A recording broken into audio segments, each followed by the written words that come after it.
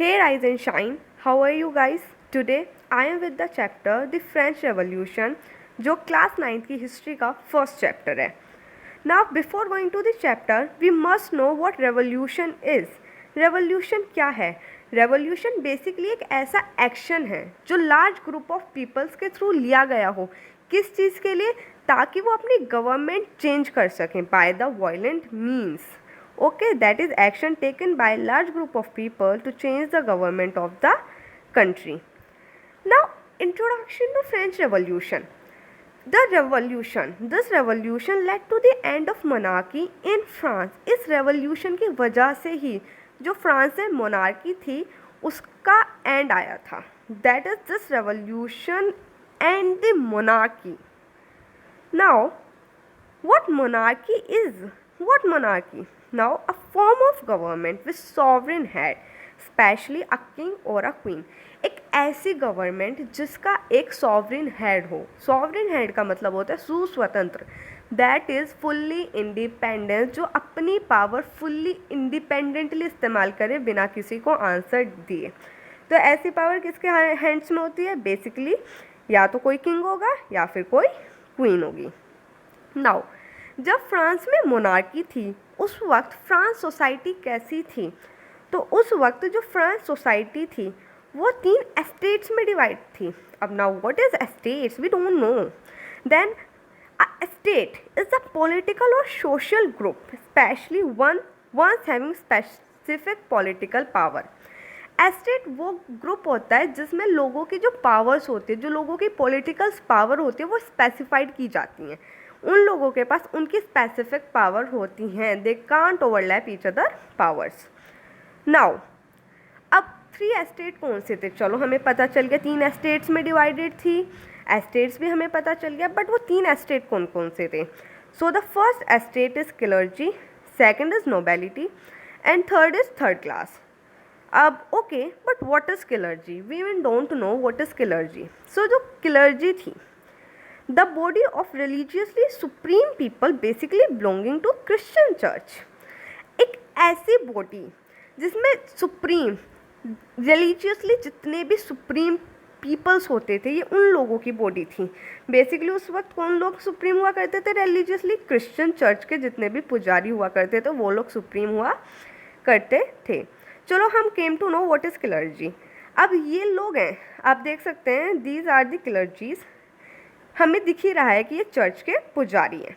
Okay, what is nobility? Now what is the second state?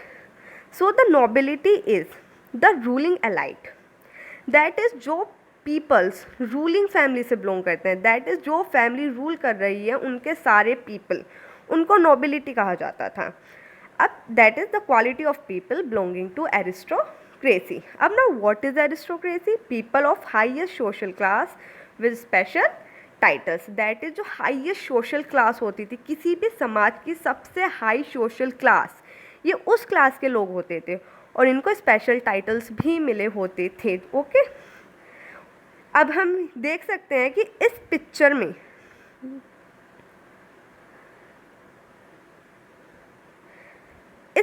में ये सब लोग नोबिलिटी हैं और हम इस पिक्चर से ही देख सकते हैं कि इन लोगों का जो लाइफ स्टैंडर्ड था वो कितना हाई एंड कितना रिच था.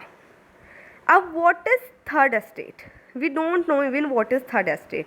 सो थर्ड एस्टेट का कंपोजिशन क्या क्या था? Big businessman, merchant, lawyers etcetera. ये सब बंदे थर्ड एस्टेट्स में आते थे. पीजेंट एंड आर्टिशियंस भी थर्ड एस्टेट्स का ही हिस्सा थे. And small peasant, landless labours and servant, ये लोग भी थर्ड एस्टेट का हिस्सा थे. As we see in this picture, these peoples belongs to third estate. जिन लोगों का लाइफ स्टैंडर्ड ज़्यादा रिच नहीं है, इवन पुअर ही है. Now the point come is tax. Tax was paid by only by third estate. सिर्फ third estate के लोग ही टैक्स पे क्या करते थे. जो रिमेनिंग 2 एस्टेट थे वो स्पेशल प्रिविलेजेस एंजॉय क्या करते थे और ना ही कोई टैक्स पे क्या करते थे. स्पेशल प्रिविलेजेस का मतलब होता है विशेष अधिकार. इनको विशेष अधिकार मिले हुए थे. That is special rights. अब फ्रांस सोसाइटी में कितने टाइप ऑफ टैक्स थे? फ्रांस सोसाइटी में बेसिकली 2 टाइप्स ऑफ टैक्स थे। फर्स्ट इज तिथि। तिथि कौन सा टैक्स था? तिथि एक ऐसा टैक्स था जो चर्च लगाया करता था लोगों पे, जिसके अकॉर्डिंग क्या हुआ करता था कि जो भी बंदा जो भी एग्रीकल्चरल प्रोड्यूस कर रहा है, जितना भी वो उगा रहा है, उसका 1/10 हिस्सा चर्च को ऑटोमेटिकली चला जाता था। ओके, उनके लिए उनको कोई पैसा नहीं मिलता था, वो एक तरीके से चर्च की सेवा में अपना इतना हिस्सा देने को मजबूर थे। सेकंड टैक्स आता है टैली टैक्स। ये टैक्स डायरेक्टली स्टेट को पेड किया जाता था, जैसे कि आज के टाइम में हम जीएसटी पे करते हैं। Moving towards, okay, thank you guys. Next topic में we will study causes of French revolution, कि क्या कारण रहे थे कि फ्रेंच रेवोल्यूशन हुआ था। इस दुनिया में जो भी होता है उसका अपना एक आधार होता है, तो फ्रेंच रेवोल्यूशन के क्या आधार रहे होंगे? फ्रेंच रेवोल्यूशन वर्ल्ड हिस्ट्री में बहुत इंपॉर्टेंट रेवोल्यूशन